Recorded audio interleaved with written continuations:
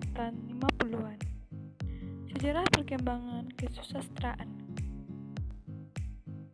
Angkatan 50-an ditandai dengan terbitnya majalah sastra kisah asuhan H.B. Jassin.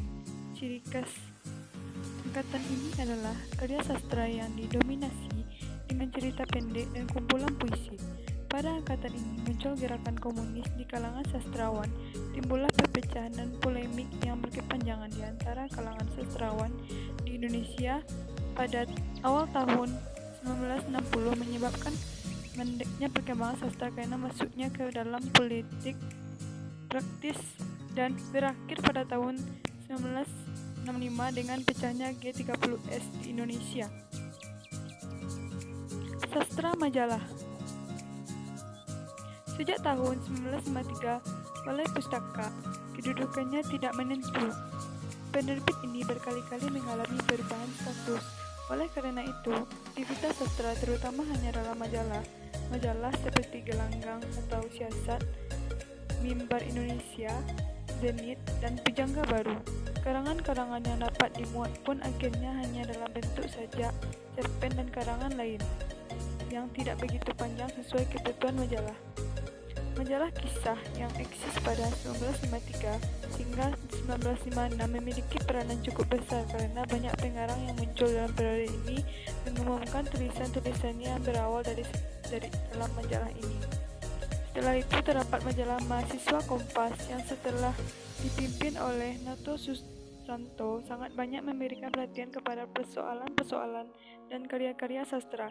Kemudian ada majalah prosa pimpinan Ajib Rosidi, Ruangan Kebudayaan Genta dalam majalah Merdeka Asuhan SMR dan majalah Seni, majalah Konfrontasi, majalah Cerita, dan majalah Budaya, serta beberapa majalah yang sudah lama seperti Mimbar Indonesia, Gelanggang atau Siasat, dan Indonesia. Impase dalam sastra Indonesia. Kesusastraan Indonesia atau kesusastraan bangsa manapun juga di dunia ini pada dasarnya merupakan potret sosial budaya masyarakatnya. Ia berkaitan dengan perjalanan sejarah bangsa itu, yang merupakan refleksi kegelisahan kultural dan sekaligus juga merupakan manifestasi pemikiran bangsa yang bersangkutan. Memasuki dasawarsa tahun 1950-an, kesusastraan Indonesia berada dalam situasi yang amat sengara. Selain tentang kisah peperangan, juga muncul semangat kedaerahan dan nafas filsafat eksistensialisme. Sitor Situmorang, Nasjah Jamin, dan teristimewa Iwan Simatupang adalah beberapa nama yang sangat bersemangat memasuki filsafat eksistensialisme ke dalam karya-karyanya.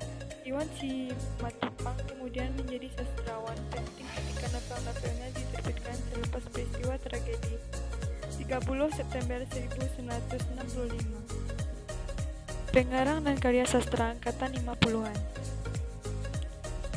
A.A. Nafis. Ali Akbar Nafis, yang lebih dikenal dengan A.A. Nafis, lahir di Padang Panjang 17 November 1924. A.A. Nafis baru muncul dalam gelanggang sastra Indonesia pada tahun 1955, yaitu ketika ia mengumumkan cerpen yang pertama dan sekaligus menjadi terkenal berjudul Robohnya Surau Kami. Pada umumnya cerpen-cerpen Nafis padat dan mempunyai latar belakang psikologis yang luas. Dalam roman yang ditulis A.A. Nafis berjudul Kemarau, dengan jelas Nafis melukiskan konflik sia-sia yang timbul hanya karena berkuasanya kesempitan pandangan dan kefanatikan dalam beragama Islam. Salah satu karya A.A. Nafis yaitu Robohnya Surau Kami pada tahun 1956. Robohnya Surau Kami adalah sebuah kumpulan cerpen sosial religi karya A.A. Nafis. Cerpen ini pertama kali terbit pada tahun 1956 yang menceritakan dialog Tuhan dengan Haji Saleh, seorang warga Indonesia selama hidupnya hanya beribadah dan beribadah. Pramudia Anantatur, pengarang yang dilahirkan di Blora pada tanggal 2 Februari 1925 ini mulai mengarang sejak zaman Jepang dan pada awal masa revolusi telah menerbitkan buku Keranji dan Bekasi Jatuh. Pram ini ialah seorang yang produktif menulis, baik berupa cerpen, roman, esai maupun kritik. Ketika terjadi pemberontakan Gestapo, ia termasuk tokoh Letra yang ditahan dan buku-bukunya dinyatakan terlarang. Karya-karya Pram banyak yang telah diterjemahkan dalam berbagai bahasa asing, antaranya ke dalam bahasa Inggris, Belanda, Rusia, Cina, Jepang, dan yang lainnya. Salah satu karya Pramudia Anantatur yaitu Keluarga Gerilya pada tahun 1950. Novel ini muncul terlebih dahulu sebagai cerita pendek yang dikembangkan menjadi novel. Menurut Pram, novel ini ditulis karena adanya dorongan patriotik dengan humanitas pada segi lain, idealisme utopis yang jauh bangun dalam pengingkarannya terhadap kenyataan. Tokoh Saman didasarkan atas riwayat nyata bekas anak buahnya di masa revolusi, yaitu seorang pemimpin gerilya kelompok anak-anak Betawi bernama Wahab. Selanjutnya W.S. Rendra. Rendra yang semula nama lengkapnya Willy Brodus Surendra Broto yang lahir di Solo pada tanggal 7 November 1936. Sajaknya yang pertama menarik karena kesederhanaan dan kekayaan. Sejak itu, kebanyakan berupa etika berlainan dengan sajak Indonesia pada masa itu, dan kebanyakan berupa lirik. Kesederhanaan sajak-sajak Rendra bukan hanya dalam pemilihan kata-kata saja, tetapi juga pemilihan materinya.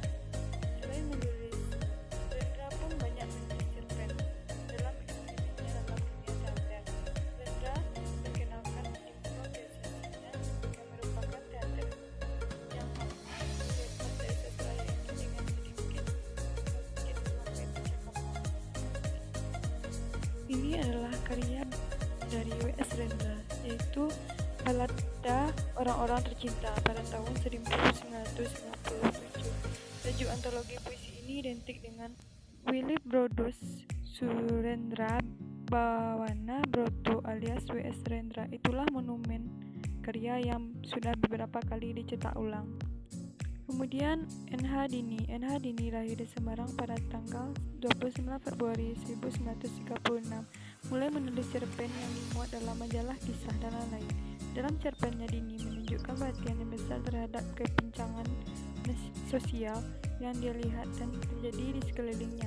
Misalnya dalam cerpen yang berjudul Kelahiran dan Perempuan Warung. Dini kemudian menikah dengan diplomat Prancis mengikuti suaminya. Ia pernah lama tinggal di Jepang dan antara lain penulis sebuah roman pula yang fragmennya pernah diumumkan dalam majalah. Roman itu berjudul Namaku Hiroko. Salah satu karya N.H. Dini yaitu Dua Dunia pada tahun 1956. Dua Dunia merupakan kumpulan cerpen karya N.H. Dini yang terbit pada tahun 1956. Kemudian pada tahun 2002 diterbitkan ulang cetakan ketiga oleh Grasindo Jakarta. Dua Dunia pada tahun 1956 berisi 7 buah judul yaitu 1. Dua Dunia, 2. Istri Prajurit, 3. Jataju, 4. Kelahiran, 5. Pendurhaka, 6. Perempuan Warung, dan 7. Penemuan. Dua Dunia mengisahkan seorang perempuan yang bernama Iswati yang baru saja sembuh dari sakit tipus yang menghabiskan rambutnya. Ia sedang menyisir rambutnya dengan hati-hati sambil berdialog dengan ayahnya. Mereka membincangkan perihal suami Iswati yang telah menceraikannya. Laki-laki itu akan mengambil anaknya, Kanti, dan ingin mengasuhnya. Namun Iswati bersikeras ingin mempertahankan Kanti, anak satu-satunya. Sekalipun peraturan menyatakan bahwa anak perempuan harus mengikuti ayahnya, jika kedua orang tua bercerai, ia tetap akan membesarkannya sendiri. Karakteristik sastra angkatan 1950. Ciri-ciri karya sastra periode angkatan 50 pada tahun 1959. 1. Tidak terdapat sisipan cerita sehingga alurnya padat. 2. Cerita perang mulai berkembang. 3. Menggambarkan kehidupan masyarakat sehari-hari. 4. Kehidupan pedesaan dan daerah mulai digarap. 5. Mengemukakan pertentangan dan pertentangan politik.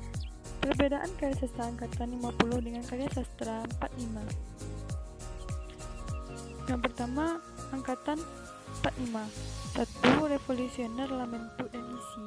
2. Mengutamakan isi dalam pencapaian tujuan yang nyata. 3. Ekspresionis, mengutamakan ekspresi yang jernih. 4. Individualis, lebih mengutamakan cara-cara pribadi. 5. Humanisme universal, bersifat kemanusiaan umum. Indonesia dibawa dalam perjuangan keadilan dunia. 6. Tidak terikat oleh konvensi masyarakat. Yang penting adalah melakukan segala percobaan dengan kehidupan dalam mencapai nilai kemanusiaan dan perdamaian dunia. 7. Tema yang dibicarakan yaitu humanisme, sahala, martabat manusia, penderitaan rakyat, moral keganasan perang dengan keroncongnya perut lapar.